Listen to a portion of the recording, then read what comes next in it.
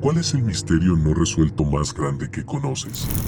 Satoshi Nakamoto es un misterio para mí. Es el nombre utilizado por la persona o personas que crearon Bitcoin y su software de referencia. En 2008, Nakamoto publicó un artículo que describía un sistema de dinero digital P2P. En 2009, lanzó el software Bitcoin, creando la red del mismo nombre y las primeras unidades de moneda, llamadas Bitcoins. Nakamoto colaboró con otros programadores que se unieron al proyecto hasta mediados de 2010. Luego entregó el control del repositorio de código fuente y la clave de alerta de la red a Gavin Andresen, transfirió varios dominios relacionados a miembros destacados de la comunidad Bitcoin y abandonó el proyecto completamente. A pesar de los numerosos intentos de descubrir su identidad, el nombre de Nakamoto ha logrado mantenerse en el anonimato. Su identidad sigue siendo uno de los mayores misterios en el mundo de la criptomoneda. Se estima que Nakamoto posee alrededor de 1 millón de bitcoins, lo que a precios actuales equivale a aproximadamente 42.000 millones de dólares.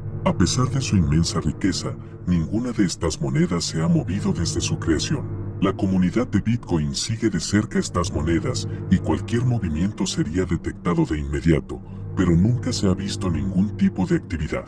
La historia de Satoshi Nakamoto es como algo sacado de una película, pero es 100% real. La creación de Bitcoin, su impacto en el mundo y el misterio que rodea a su creador o creadores, todo contribuye a la fascinación y el debate en torno a este enigma sin resolver. El manuscrito Voynich es un misterio sin resolver que ha desconcertado a muchos. Es un libro ilustrado, escrito en un alfabeto no identificado y un idioma incomprensible. El manuscrito lleva el nombre de Wilfred M. Voynich, un comerciante de libros antiguos que lo adquirió en 1912. El pergamino en el que está escrito ha sido datado por carbono 14 a principios del siglo XV, 1404 a 1438. El análisis estilístico ha indicado que el manuscrito puede haber sido compuesto en Italia durante el Renacimiento italiano. Aunque los orígenes, la autoría y el propósito del manuscrito siguen siendo objeto de debate, las hipótesis van desde un guión para un lenguaje natural o un lenguaje construido, un código, un cifrado u otra forma de criptografía, o quizás una broma, una obra de referencia, es decir, un índice folclórico o un compendio, o una obra de ficción, por ejemplo, ciencia fantasía, metaficción, que actualmente carece de las traducciones y el contexto necesarios para entretener o eliminar adecuadamente cualquiera de estas posibilidades. El manuscrito consta actualmente de unas 240 páginas, algunas de ellas hojas plegables de distintos tamaños. Las ilustraciones que pueblan la mayoría de las páginas incluyen plantas y hierbas, contenedores farmacéuticos, diagramas astronómicos y zodiacales y extraños sistemas de tuberías y bañeras poblados por figuras femeninas sin ropa. El manuscrito Voynich ha sido estudiado por muchos criptógrafos profesionales, lingüistas y aficionados, incluyendo descifradores de códigos estadounidenses y británicos de la Primera y la Segunda Guerra Mundial, e incluso el FBI en su momento. Ninguna de las muchas soluciones reclamadas han sido verificadas de forma independiente y el manuscrito continúa sin descifrarse. Hace casi 60 años que está custodiado por la biblioteca de la Universidad de Yale en el estado de Connecticut, Estados Unidos, donde se encuentra resguardado en el sector de libros raros y manuscritos y que incluso puedes verlo en su totalidad de manera virtual.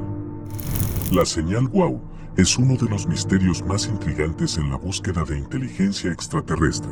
Fue detectado el 15 de agosto de 1977 por el radiotelescopio Beagle de la Universidad Estatal de Ohio en los Estados Unidos. Este fuerte y estrecho radio señal parecía provenir de la dirección de la constelación de Sagitario y tenía las características esperadas de un origen extraterrestre. El astrónomo Jerry R. Mann descubrió la anomalía unos días después mientras revisaba los datos registrados. Quedó tan impresionado con el resultado que circuló en la impresión de la computadora la lectura de la intensidad de la señal 6EQ5 y escribió el comentario "Wow" al lado, lo que llevó al nombre ampliamente utilizado del evento. La secuencia completa de la señal duró durante los 72 segundos durante los cuales Beagle pudo observarla, pero no ha sido detectada desde entonces, a pesar de varios intentos posteriores por parte de Eman y otros. Se han propuesto muchas hipótesis sobre el origen de la emisión, incluyendo fuentes naturales y humanas, pero ninguna de ellas explica adecuadamente la señal. Las explicaciones de la señal van desde el mensaje de una civilización extraterrestre inteligente hasta alguna interferencia cercana al radiotelescopio. Ninguno de los intentos posteriores de obtener una señal de la misma dirección ha encontrado nada inusual. En 2017 se especuló que la señal podría ser ocasionada por el paso de un cometa y que la señal observada sería el reflejo de la nube de hidrógeno que iba con él. Sin embargo, esta teoría fue desestimada por varios expertos. Este misterio sin resolver continúa fascinando a los astrónomos y entusiastas del espacio, manteniendo viva la esperanza de que algún día podamos confirmar la existencia de vida inteligente más allá de nuestro planeta. El sistema de escritura de Harappan, también conocido como la escritura del Indo, es un enigma que ha desafiado a los eruditos durante más de un siglo. Este antiguo sistema de escritura fue producido por la civilización del Valle del Indo y se ha encontrado en sellos, cerámica, placas de bronce y cobre, herramientas, armas y otros objetos que datan de aproximadamente 3500 a 1900 AC. Fue una gran civilización en el norte de India y Pakistán, que cubría más área que cualquier otra civilización en ese momento. A pesar de los numerosos intentos, la escritura aún no ha sido descifrada y no se ha encontrado ninguna conexión conocida con ningún idioma visto. La mayoría de las inscripciones que contienen estos símbolos son extremadamente cortas, lo que dificulta determinar si constituían un sistema de escritura utilizado para registrar el o los idiomas aún no identificados en la civilización del Valle del Indo. No existe ninguna inscripción bilingüe conocida que ayude a descifrar el misterio, y este no muestra cambios significativos a lo largo del tiempo. Sin embargo, algunas de las sintaxis, si es que puede denominarse así, varía dependiendo de la ubicación. Para 1992, se habían descubierto aproximadamente 4000 objetos inscritos, algunos incluso en Mesopotamia, con más de 400 signos distintos representados en todas las inscripciones conocidas. Algunos eruditos han argumentado que la escritura Brahmi tiene alguna conexión con el sistema del Indo, pero solo son suposiciones. A pesar de los esfuerzos de muchos lingüistas, el misterio de la escritura Harappan sigue sin resolverse, manteniendo su lugar como uno de los mayores enigmas de la arqueología y la lingüística. En el verano de 1518, la ciudad de Estrasburgo, ubicada en la actual Francia, fue testigo de un fenómeno extraño y mortal, la peste del baile. Durante varias semanas, cientos de personas se vieron invadidas por una compulsión incontrolable de bailar en las calles, sin importar el calor abrasador, el agotamiento y las lesiones que resultaron de sus convulsiones. El brote comenzó en julio de 1518 cuando una mujer llamada Frau Trofea comenzó a bailar fervientemente en una calle de Estrasburgo. Trofea mantuvo el baile constante durante una semana. Pronto, otras 3 docenas de personas se unieron. Para agosto, la plaga de baile había reclamado 400 víctimas. Los bailarines comenzaron a colapsar. Se dice que algunos incluso murieron de un derrame cerebral o un ataque al corazón. Nadie sabía qué causaba esta reacción, lo que significaba que nadie entendía cómo remediarla. A principios de septiembre, el brote comenzó a disminuir, cuando los bailarines fueron enviados a un santuario en la montaña para rezar por la absolución. Los documentos históricos, incluyendo notas de médicos, sermones de catedrales, crónicas locales y regionales, e incluso notas emitidas por el Consejo de la ciudad de Estrasburgo son claros en que no se sabe por qué las víctimas bailaban. Las fuentes históricas coinciden en que hubo un brote de baile después de que una sola mujer comenzó a bailar y el baile no parecía disminuir. Duró tanto tiempo que incluso atrajo la atención de las autoridades. Existen muchas teorías detrás del fenómeno, siendo la más popular la histeria colectiva inducida por el estrés. Otras teorías incluyen el cornezuelo y las explicaciones religiosas. Aún hoy, este misterioso evento sigue siendo un enigma con pocas respuestas. El colapso de la Edad del Bronce es un periodo de caída generalizada de las sociedades durante el siglo XII a.C., entre 1200 y 1150, y se asoció con la destrucción de ciudades enteras. Este colapso afectó a una gran área del Mediterráneo oriental, Europa del sureste y el cercano oriente. Fue repentino, violento y culturalmente disruptivo para muchas civilizaciones de la Edad del Bronce, y trajo un fuerte declive económico a las potencias regionales. Es increíble cómo las grandes civilizaciones de la época, incluyendo a los egipcios, babilonios, minoicos, micénicos hititas y más. Tenían el conocimiento tecnológico para construir palacios monumentales y empleaban escribas para mantener registros de sus finanzas y hazañas militares, pero que en cuestión de décadas, esa próspera cultura sufrió un colapso rápido y casi total. Después de 1177 a.C., los supervivientes de este colapso de la Edad del Bronce fueron sumergidos en una edad oscura que duró siglos, que vio la desaparición de algunos idiomas escritos y llevó a los reinos una vez poderosos a sus rodillas. Pero, ¿qué tipo de evento catastrófico podría haber desencadenado una caída tan repentina y generalizada? Es probable que la desaparición simultánea de tantas civilizaciones antiguas no fuera causada por un solo evento o desastre, sino por una tormenta perfecta de múltiples factores estresantes, una sequía épica, una hambruna desesperada, merodeadores errantes, y más, que derribaron estos reinos interdependientes como fichas de dominó. La economía globalizada de la Edad del Bronce dependía de cada uno para las materias primas, especialmente el cobre y el estaño para producir bronce, y también para los bienes comerciales hechos de cerámica, marfil y oro. En mi opinión, el colapso de la Edad del Bronce sigue siendo uno de los misterios más fascinantes de la historia, un enigma que los historiadores continúan explorando en su búsqueda por entender mejor nuestro pasado. El incidente Vela ocurrió el 22 de septiembre de 1979, cuando un satélite del proyecto Vela de Estados Unidos detectó lo que parecía ser una prueba nuclear en el territorio de Sudáfrica, cerca de las Islas del Príncipe Eduardo. El proyecto Vela fue una iniciativa de Estados Unidos para monitorear las pruebas nucleares que se realizaban en la superficie o en la atmósfera de nuestro planeta. El satélite Vela 6911, equipado con sensores ópticos y detectores de rayos X, neutrones y rayos gamma, detectó dos destellos luminosos de gran intensidad en el Atlántico Sur. La potencia de estos destellos se estimó entre 2 y 3 kilotones, lo que está dentro del rango de una explosión nuclear. Lo que hace que este incidente sea tan misterioso es que, a pesar de la evidencia de una explosión nuclear, no se encontraron subproductos nucleares en el aire. Además, nunca se reconoció públicamente que hubiera ocurrido una prueba nuclear. A pesar de que hubo numerosos viajes a la zona de aviones de la Fuerza Aérea de Estados Unidos diseñados específicamente para detectar polvo radiactivo en el aire, la teoría más difundida entre los que creen que el destello fue de origen nuclear es que fue resultado de una prueba nuclear conjunta de Sudáfrica e Israel.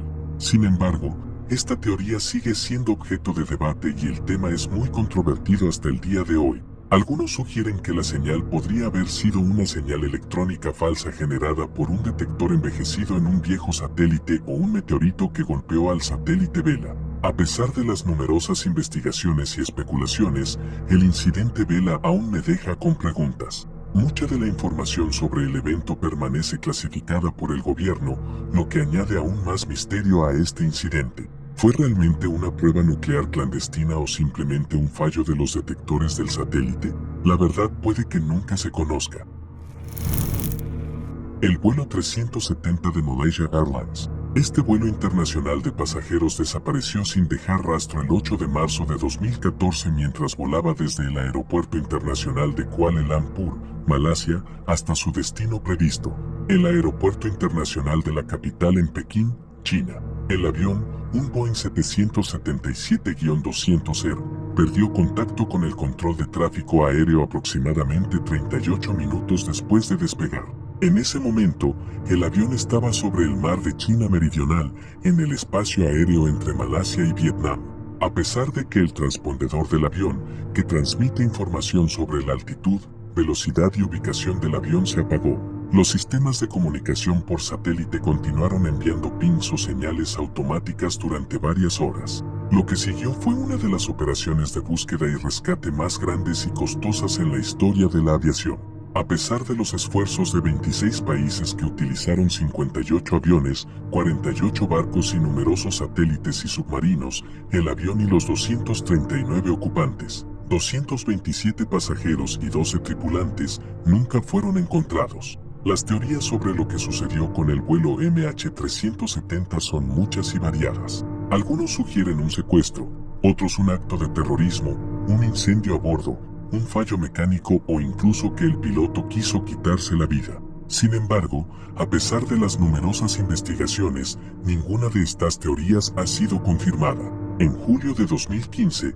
se encontró un fragmento de ala de avión en la isla de Reunión, en el Océano Índico, que más tarde se confirmó que pertenecía al MH370. Sin embargo, a pesar de este hallazgo, el lugar exacto del accidente sigue siendo desconocido. El misterio del vuelo MH370 ha tenido un impacto duradero en la industria de la aviación, llevando a cambios en las políticas de seguimiento de los aviones. Pero para las familias de los que estaban a bordo, la falta de respuestas concretas significa que el misterio del MH370 sigue siendo una fuente de angustia y especulación. ¿Será encontrado algún día el avión? La mayoría de los expertos dicen que la respuesta es un sí rotundo. Las opiniones difieren en cuanto al marco de tiempo, pero el acuerdo de que alguien lo encontrará es casi unánime. Es parte de la naturaleza humana querer resolver los mayores misterios de nuestro tiempo, y el lugar de descanso final del MH370 está alto en la lista. Lo más probable es que alguien con mucho dinero o conexiones gubernamentales decida montar una búsqueda privada, como la exitosa misión de Robert Ballard para encontrar el Titanic en 1985.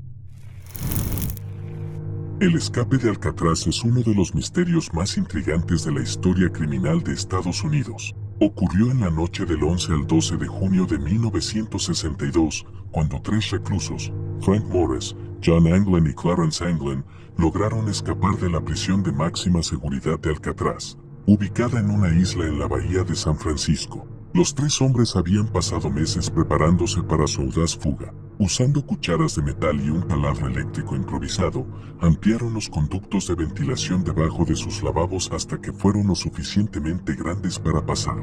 Luego, accedieron a un corredor de servicios públicos sin vigilancia detrás de sus celdas y subieron al nivel superior vacío del bloque de celdas, donde establecieron un taller clandestino. Allí, construyeron salvavidas y una balsa de goma utilizando más de 50 impermeables y otros materiales. En la noche de la fuga, colocaron cabezas de papel maché en sus camas para engañar a los guardias y se deslizaron por los conductos de ventilación hasta el techo de la prisión.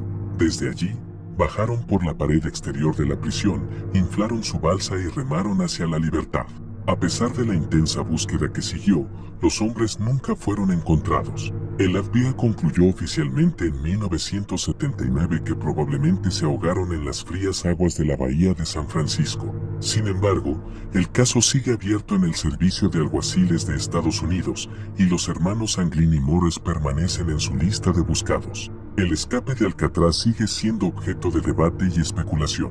¿Lograron los hombres sobrevivir contra viento y marea, o encontraron su fin en las aguas traicioneras de la bahía de San Francisco? La verdad puede que nunca se conozca. Los asesinatos de Tylenol, también conocidos como los crímenes de Tylenol, comenzaron el 29 de septiembre de 1982 en el área metropolitana de Chicago. En un espantoso giro de eventos, 7 personas al azar perdieron la vida después de tomar cápsulas de paracetamol de la marca Tylenol que habían comprado en diferentes tiendas minoristas y que habían sido adulteradas con cianuro de potasio. La policía hipotetizó que alguien debió haber tomado las botellas de los estantes de las tiendas de comestibles y farmacias locales en el área de Chicago, adulterado las cápsulas y luego devuelto los paquetes restaurados a los estantes para ser comprados por las víctimas desprevenidas. El primer incidente ocurrió cuando Mary Kellerman, una niña de 12 años, tomó una cápsula de Tylenol para aliviar lo que parecía ser una gripe. Horas después de haberla tomado, Kellerman se descompensó en el baño de su casa y perdió la vida. En los días siguientes, otras 6 personas terminaron de manera similar después de haber ingerido cápsulas de Tylenol.